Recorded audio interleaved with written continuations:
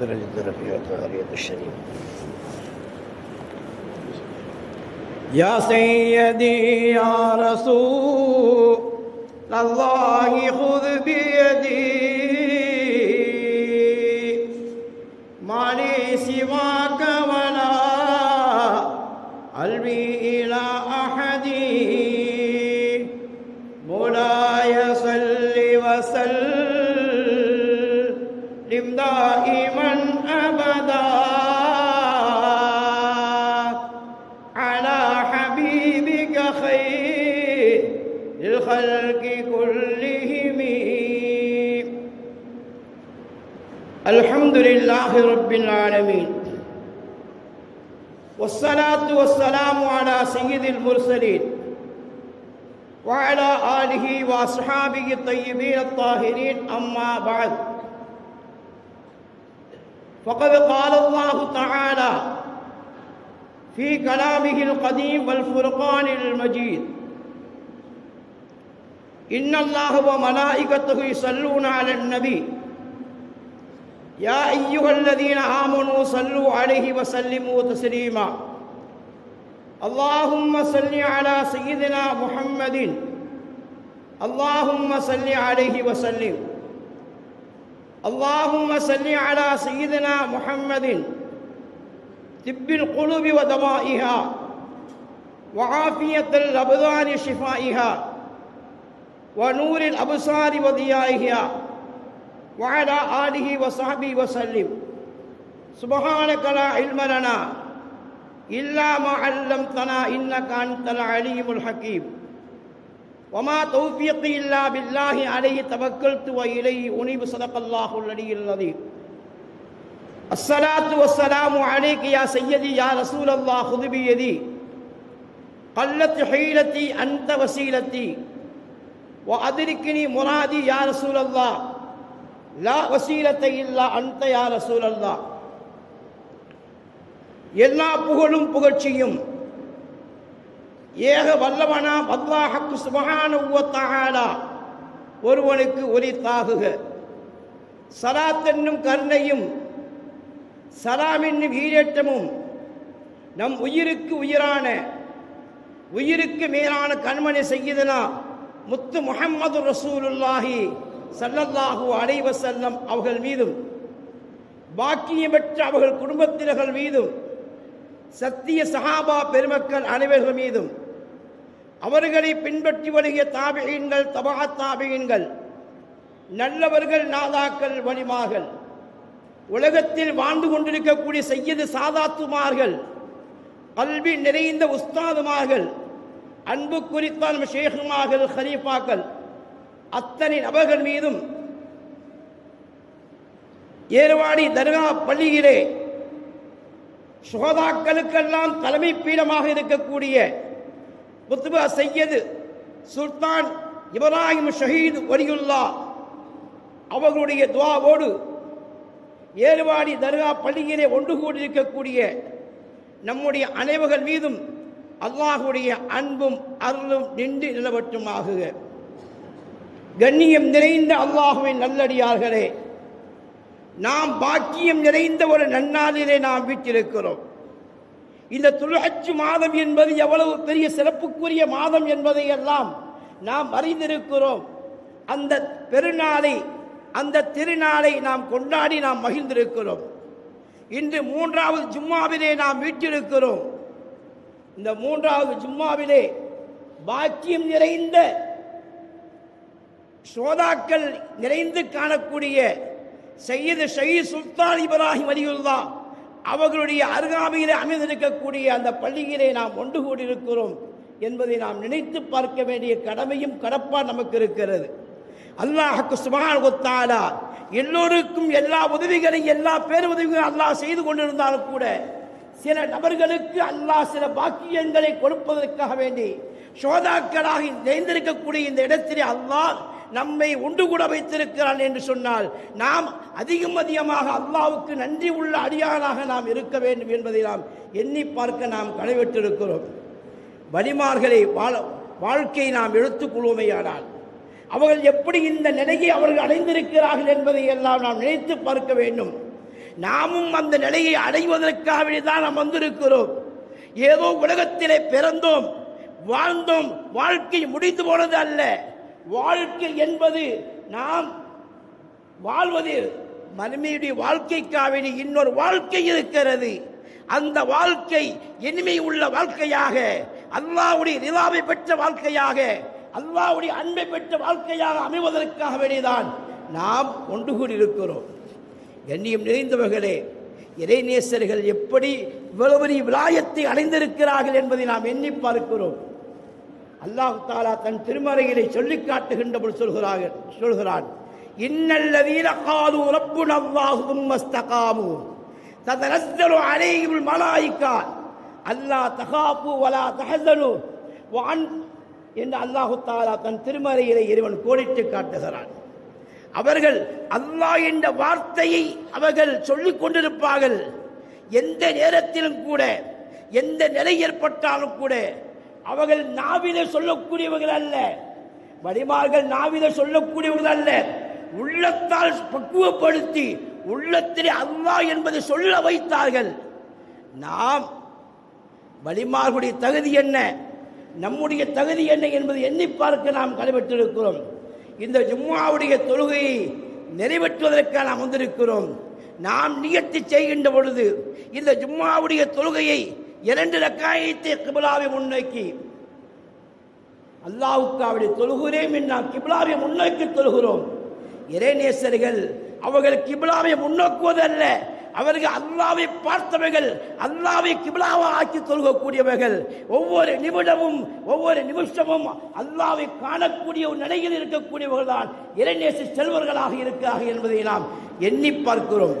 அதிலேயும் குறிப்பாக உலகத்திலே எத்தனையோ வலிமாக நிறைந்து காணப்பட்டாலும் கூட, ஆனால் ஏர்வாடி என்பது சொருக்குலகத்து பூஞ்சோலையில் நாம் இருக்கிறோம், மதீனத்து மண்ணிலே நாம் இருக்கிறோம். ஏன் தெரியுமா?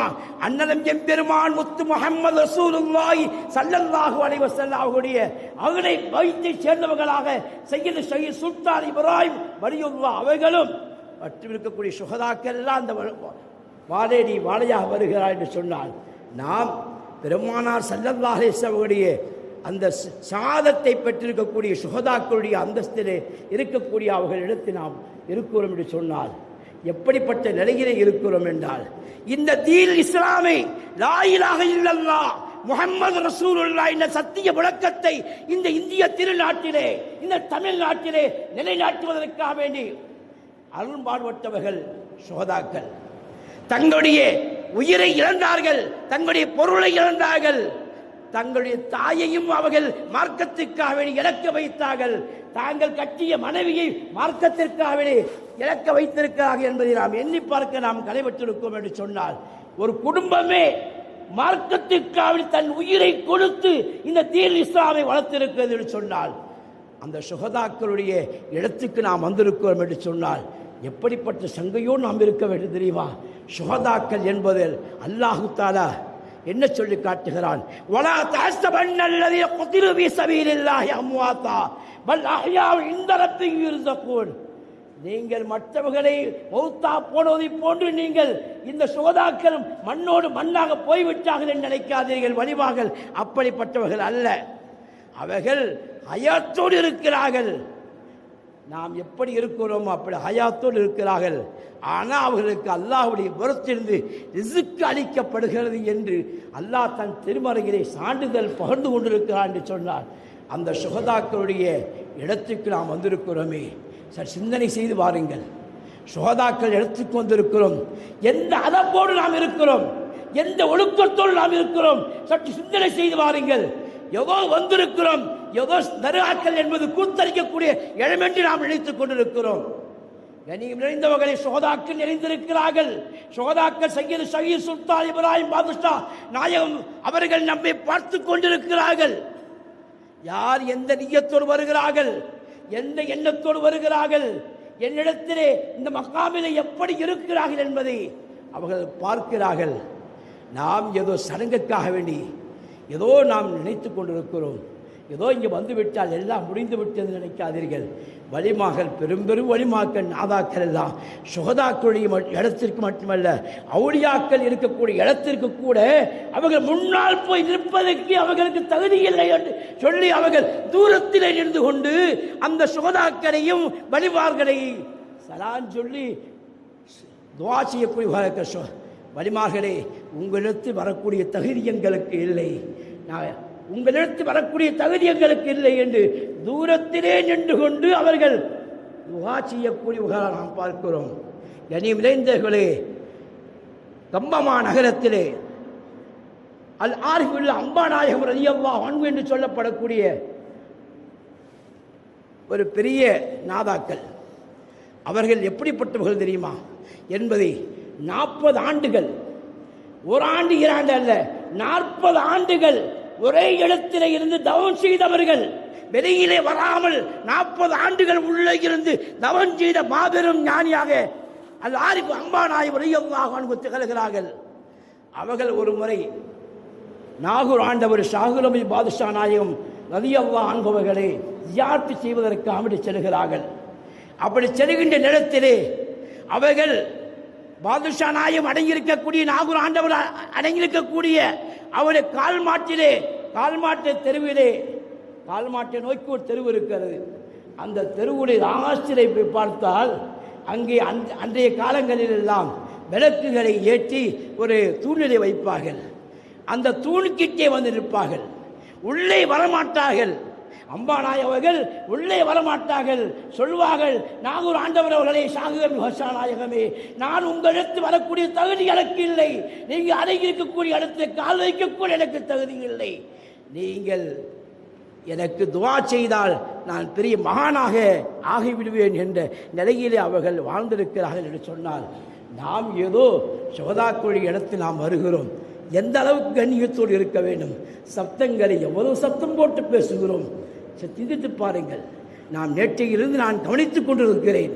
அதனால் நான் சொல்கிறேன், கண்ணியமிக்கவர்களே, சுகதாக்கள் எந்த நோக்கத்திற்காக வந்திருக்கிறோமோ அந்த நோக்கத்தோடு ஒது செய்துவிட்டு உங்களுக்கு என்ன நோக்கம் இருக்கிறதோ அந்த நோக்கத்திற்காக நீங்கள் வந்து சலாம் சொல்லி உள்ளே போய் சலாம் சொல்லிவிட்டு அங்கே ஒரு நிமிடம் அல்லது 2 நிமிடம் நின்று, பாதுஷா நாயகம் அவர்களே, உங்களிடத்தில் நான் வந்திருக்கிறேன், உங்களிடத்தில் நிற்பதற்கு எனக்கு தகுதி இல்லை, அவ்வளவு பாவங்கள் செய்திருக்கிறேன், அவ்வளவு தவறு செய்திருக்கிறேன், அவ்வளவு குற்றங்கள் செய்திருக்கிறேன், என்னையே நான் அழித்திருக்கிறேன், உங்கள் துவாவால் நான் விஜயம் பெறுவதற்காக வந்திருக்கிறேன் என்று சலாம் சொல்லிவிட்டு வெளியிலே வந்து இந்த மணல் இருக்கிறது அல்லவா, மதீனா நகரிலிருந்து பாதுஷா நாயகம் வருகின்ற பொழுது ஒரு பிடி மண்ணை அள்ளி கொண்டு வந்து போட்டதுதான் இந்த மதீனா நகரத்துடைய மண்ணாக இருக்கிறது. இந்த மண்ணிலே வந்து உட்கார்ந்து கொண்டு நாம் அவர்களை திக்ரு செய்து நாம் முராக்காபாவில் நாம் இருக்குமையானால் நமக்கு என்ன நடக்க வேண்டுமோ அத்தனைய பாதுஷா நாயகம் ரலியல்லாஹு அன்ஹு அல்லாஹ்வுடைய பேரல்லால் நமக்கு எல்லாவற்றையும் நிறைவேற்றி தருவதற்கு அல்லாஹ்விடத்தில் நமக்கு அவன் வாதாடி அந்த காரியங்கள் நிறைவேற்றி தருவார்கள் என்பதை நாம் எண்ணி பார்க்கிறோம். ஒருவர் பாவம் செய்து விடுகிறார், ஒரு பாவம் செய்துவிட்டு ஒரு மகானிடத்தில் செல்கிறார். சென்று விட்டு கேட்கிறார், மகான் அவர்களே, நான் பாவம் செய்து விட்டேன், எனக்கு வயது 50க்கு மேல் தாண்டி விட்டது, நான் பாவத்திலேயே மூழ்கிவிட்டேன், எனக்கு விமர்சனம் உண்டா என்று கேட்கிறார். ஒரு ஞான குருவிடத்தில் சென்று கேட்கிறார். அந்த ஞான குரு சொன்னார், உனக்கு மன்னிப்பு இருக்கிறது, ஆனால் சில காலங்கள் என்ன தங்க வேண்டும், அப்படி தங்கினால் உனக்கு விமர்சனம் உண்டு என்று சொன்னார்கள். சரி என்று பாவம் செய்த அந்த சிஷியன் அந்த குருநாதரிடத்தில் தங்கியிருக்கிறான். இதே போன்று பாட்ஷா நாயகம் அவர் தங்குவதை போன்று அவன் தங்கியிருக்கிறான். ஒரு நாள் அவர்களோடு சேர்ந்து திக்ர் செய்கிறான், அவன் திலாவத் ஓதுகிறான், எல்லாம் செய்கிறான். ஒரு நாள் சிஷியனை அழைத்து தன் முன்னால் உட்கார வைக்கிறார்கள். உட்கார சிஷியனே, பாவம் செய்த சிஷியனே, என்னுடைய முகத்தை பார், உனக்கு எப்படி தெரிகிறது என்று கேட்கிறார்கள். அந்த சிஷியன் சொல்கிறான், ஷேக் அவர்களே, உங்களுடைய முகத்தை பார்க்கின்ற போது பன்றியினுடைய முகமாக தெரிகிறது என்று சொல்கிறான். அப்படியா, என் முகம் பன்றியாக தெரிகிறதா? இன்னும் சில காலம் தங்க வேண்டும் என்று சொன்னான். இன்னும் சில காலம் தங்கினார். தங்கி தவம் செய்தார். சில நாட்கள் கழித்து மீண்டும் அந்த சிஷியனை அந்த குருநாதர் அழைத்து முன்னால் உட்கார வைத்து கேட்கிறார், சிஷியனை என்னுடைய முகத்தை பார், இப்போது எப்படி தெரிகிறது என்று கேட்கிறான். அவன் சிஷியன் சொல்கிறான், குருநாத் அவர்களே, உங்களுடைய முகத்தை பார்க்கின்ற பொழுது நாயினுடைய முகமாக தெரிகிறது என்று சொல்கிறான். அப்படியா, இன்னும் சில காலம் தங்க வேண்டும் என்று சொல்கிறான். தங்கிவிட்டு மீண்டும் ஒரு நாள் அடைத்து முன்னால் உட்கார வைத்து இப்போது பாரு என்று கேட்கிறார்.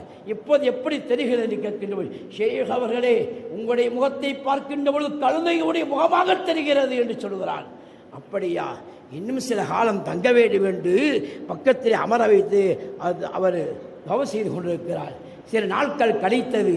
மீண்டும் அவரை அழைத்து குருநாத முன்னால் உட்கார வைத்து சிஷியனின் முகத்தை பார் என்று சொல்கிறார்.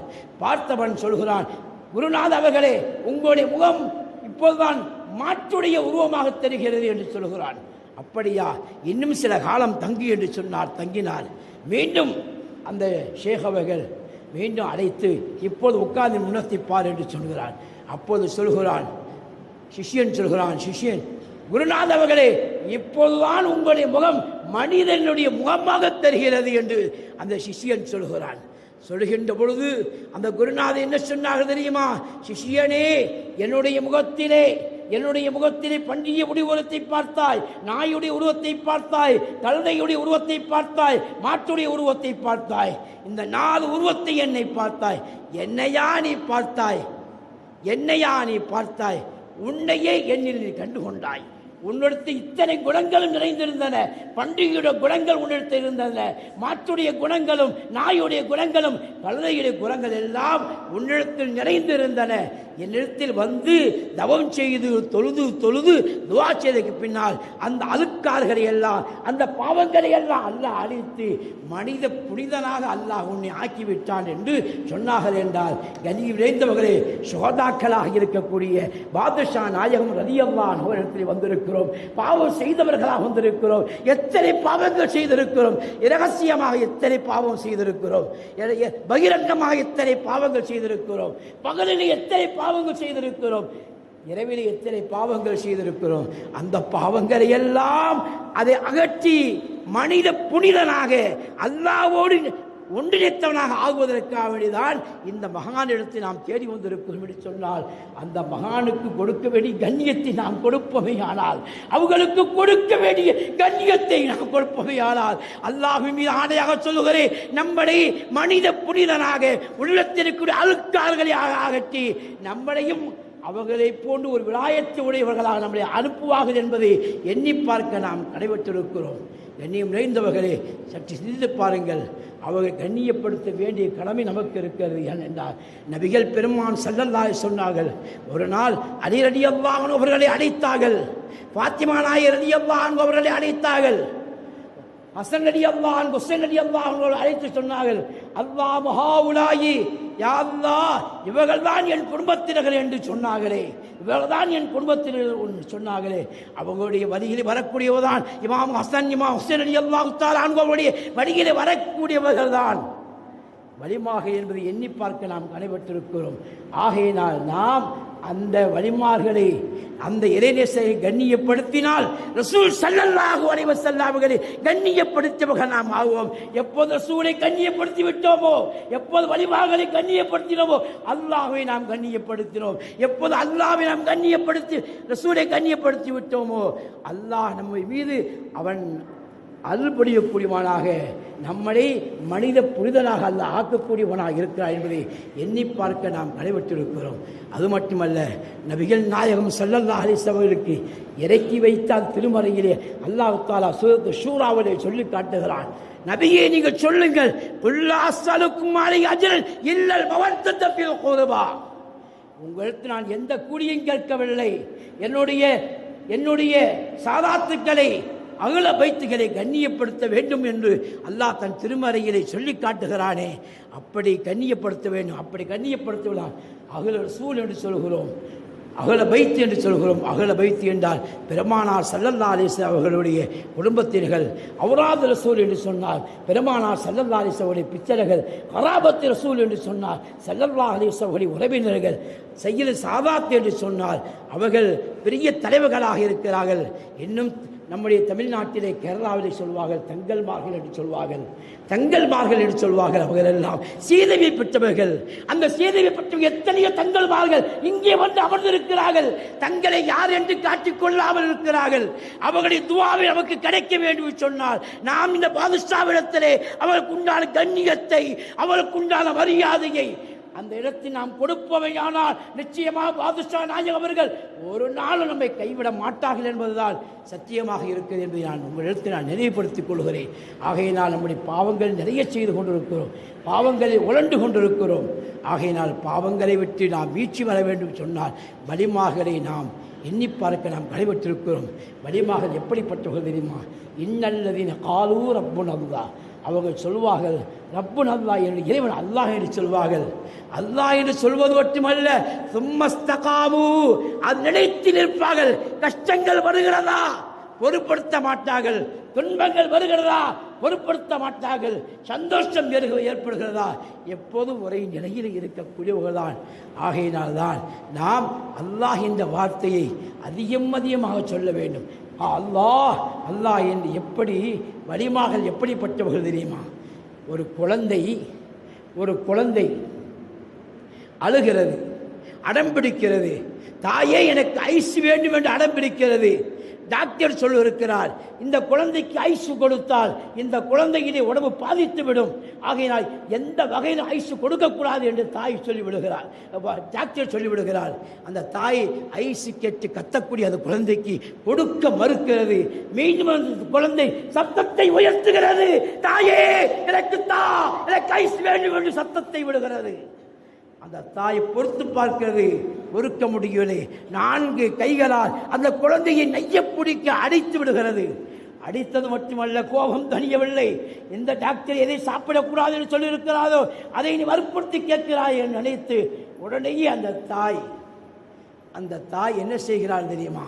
அந்த குழந்தையை வெளியிலே விட்டு கதவை சாத்திக் கொள்கிறாள், நாளைக்கு போட்டுக் கொள்கிறாள்.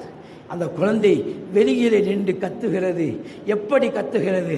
அம்மா அம்மா எனக்கு ஐஸ் வேண்டும் தா, ஐஸ் வேண்டும் தா என்று அந்த குழந்தை கத்துகிறது, கதறுகிறது.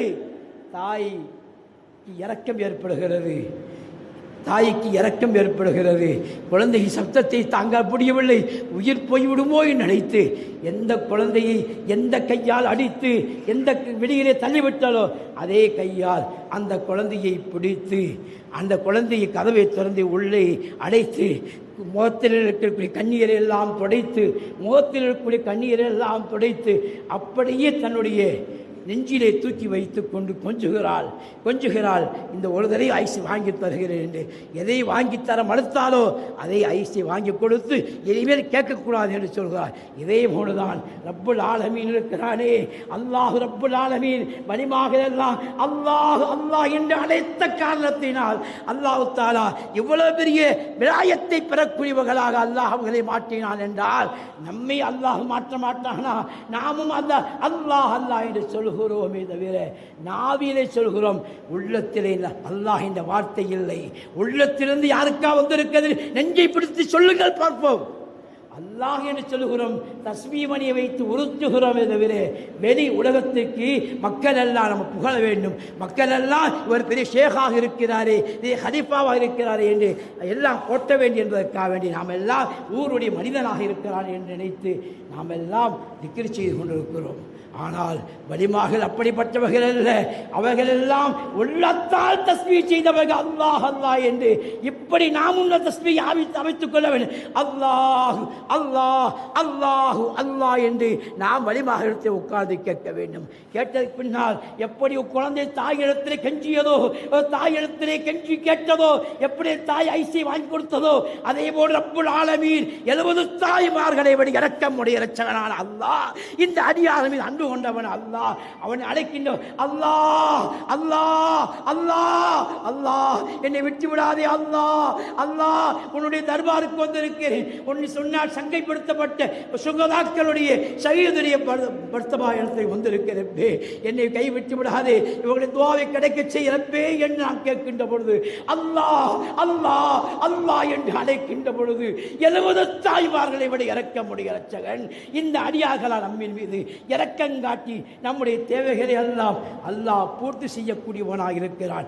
அப்படிப்பட்ட ஒரு நிலையிலே தான் நாம் எல்லாம் கல்விகளை கற்கின்ற பொழுது நம்முடைய உஸ்தாதுமார்கள் ஷேகுமார்கள் எல்லாம் நம்ம கற்றுக் கொடுத்தார்கள். உஸ்தாதுமார்கள் நம்மை மண்டியிட்டு படிக்கின்ற பொழுது அவங்க சொல்வார்கள், நீ வெளி உலகத்துக்காக வேண்டி வாழாதே, வெளி உலகத்துக்காக வேண்டி வாழாதே. காசு என்பது நீ அல்லாஹ்வை நீ உள்ளத்தில் வைத்திருந்தால் காசு அல்லாஹ் கொண்டு வந்து உன்னுடைய இடத்திலே கொட்டுவான் என்று சொல்வார்கள். அதே போன்று நாம் பார்க்கிறோம். ஆகையினால் அப்படிப்பட்ட உன்னதமான ஒரு நிலையை நாம் அடைவதற்கு எல்லா வல்ல ரப்பல் ஆலமீன் நமக்கு கிருபை செய்ய வேண்டும். அதே நேரத்தில் இங்கே இருக்கக்கூடிய ஷஹீத் இப்ராஹிம் பாதுஷா நாயம் அவர்களுடைய வழி வம்சத்தில் வரக்கூடிய எத்தனையோ நபிமார்கள் இருக்கிறார்கள். அவர்களையும் நாம் கண்ணியப்படுத்த வேண்டும். அவர்களிடத்தில் அன்பாக நான் நடந்து கொள்ள வேண்டும். அவர்கள் கோபப்பட்டாலும் பரவாயில்லை, நாம் அவர்களிடத்தில் அன்போடு நடந்து கொள்ள வேண்டும். அப்பொழுதுதான் பாதுஷா நாயகத்தின் துவா நமக்கு கிடைக்கும். அப்படிப்பட்ட ஒரு நிலையை நாம் இந்த வந்திருக்கக்கூடிய நாம் அனைவர்களும் ஜும்மாவுக்கு பின்னால் நம் அனைவர்களும் ஏதோ ஒன்றும் ஜியா செய்தோம் என்று போய்விடாமல் ஐங்கால தொழுகையை பேணி தொழுகக்கூடியவர்களாக வாழ்க்கையிலே சபதம் எடுக்க வேண்டும், சத்தியக்கிரம் எடுக்க வேண்டியா அல்லாஹ். இன்று உன்னால் கண்ணியப்படுத்தப்பட்ட சையத் சுல்தான் இப்ராஹிம் பாதுஷா நாயகம் அவருடைய தர்பாருக்கு வந்து விட்டேன் யா அல்லாஹ். இனிமேல் மது குடிக்க மாட்டேன், விபச்சாரம் செய்ய மாட்டேன், கண்களா கண்டதை பார்க்க மாட்டேன். ஐங்கால தொழுகையை மூத்து வரைக்கும் யா அல்லாஹ் தொழுகக்கூடிய நசீவை எனக்கு என்று கேட்டு எல்லா வல்ல ரப்பல் ஆலமீன் நமக்கு கிருபை செய்தல் புரிவானாக. யா அல்லாஹ், இந்த உலகத்தில் வாழ்ந்துவிட்டு இந்த உலகத்தை விட்டு கடைசி கண்ணோடக்கூடிய கடைசி நேரத்தில் உன்னுடைய ஹபீபாகிய எங்களின் தலைவராகிய உயிருக்கு உயிரான உயிருக்கு மேலான கண்மணி சய்யிதுனா முத்து முஹம்மது ரசூலுல்லாஹி ஸல்லல்லாஹு அலைஹி வஸல்லம் திருமுகத்தை இந்த கண்களால் பார்த்து நீங்கள் தான் எங்கள் ரசூல், நீங்கள் தான் எங்கள் நபி, நீங்கள் தான் எங்கள் ஹபீப் என்று நூறு பங்கக்கூடிய ஸல்லல்லாஹு அலைஹி வஸல்லம் திருமுகத்தை பார்த்து கொண்டு லா இலாஹ இல்லல்லாஹ் முஹம்மது ரசூலுல்லாஹ் என்ற கலிமாவை உச்சரித்தவர்களாக இந்த உலகத்தை விட்டு விடைபெறக்கூடிய பாக்கியத்தை உலக முஸ்லிம்களுக்கும் உலக மோமின்களுக்கும் பாலஸ்தீன மக்களுக்கும் காசா நகர மக்களுக்கும் குர்ஆனை மனுஷருக்கு ஹாஃபிதுகளுக்கும் ஆலி உலமாக்களுக்கும் முஅத்தின்மார்களுக்கும் இந்த ஏறுவாழை தர்காவிலே ஒன்று கூடியிருக்கும் நமக்கு நம்முடைய குடும்பத்தாருக்கும் வாழையடி வாழையா அந்த பாக்கியத்தை நிரந்தரமாக அல்லாஹ் தந்தருவானாக. வாஹி தௌவானா அல்ஹம்துலில்லாஹி ரப்பில் ஆலமீன். பேசுவதற்கு அன்போடு நிர்வாகஸ்தர்கள் எப்போதுமே நான் வந்தால் அன்போடு அவர்கள் பேசுவதற்கு அனுமதிப்பார்கள். அதேபோல் இந்த பள்ளிகளுடைய கண்ணியமிக்க முர்ஷித் இப்ராஹிம் அவர்களும் ஹஸ்ரத் அவர்களும் எப்போதும் அன்போடு பாசத்தோடு என்னை உபசரித்து நீங்கள் பேசிவிட்டு தான் போக வேண்டும் என்று சொல்வார்கள். அந்த அடிப்படையிலே உங்களை எல்லாம் சந்திக்கக்கூடிய பாக்கியம் அல்லாஹ் தந்திருக்கிறான். எனக்காக துவா செய்யுங்கள், நானும் உங்களுக்காக துவா செய்து நாம் எல்லாம் எப்படி இந்த பள்ளியில் ஒன்று கொண்டிருக்கிறோமோ இதே நாளை மறுவையில் ஸல்லல்லாஹு அலைஹி வஸல்லம் அவருடைய சன்னிதானத்தில் ஒன்று கொண்டிருக்கக்கூடிய பாக்கியத்தை தந்து அவர் கைகளால் ஹவுதுல் கௌசர் தலாத்தினை வாங்கி அந்தக்கூடிய பாக்கியம் பெற்று லிவாவுல் ஹம்து என்ற கொடியின் கீழ் குடியிருக்கக்கூடிய பாக்கியத்தை எல்லா ரப்பல் ஆலமீன் நம் அனைவருக்கும் தந்தல் புரிவானாக. வாஹிர் தௌவான் அல்ஹம்துலில்லாஹி ரப்பில் ஆலமீன். அஸ்ஸலாமு அலைக்கும் வரஹ்மத்துல்லாஹி வபரகாத்துஹு.